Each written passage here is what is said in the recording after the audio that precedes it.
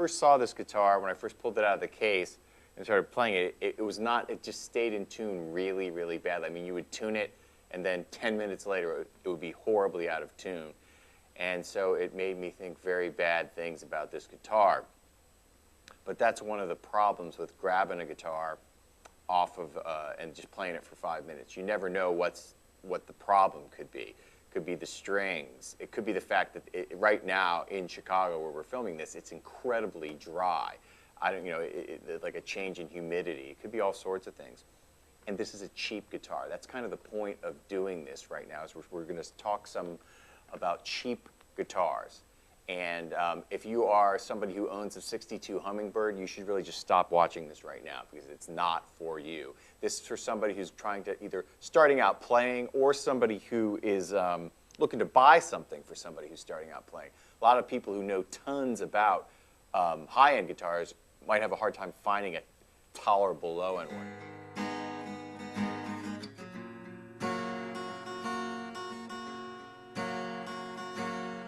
This guitar, I was ready to just rag on this guitar. I was ready to say nasty things about it.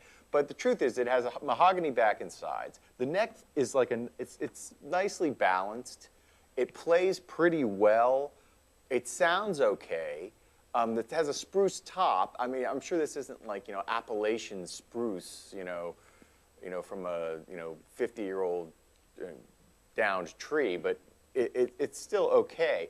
And consider this guitar lists at $199, which means you can easily get it for $150, maybe even a little bit less. I think that even though I was apologizing for it going in and out of tune, I think there is a problem with that. I think it does not stay in tune very well. I think it has problems with that, and that can be a real downer. I think when you buy a guitar for somebody who's first starting out, you have to be careful. You don't want to buy them like a $3,000 Martin, but at the same time, you don't want to buy them something that is difficult to play.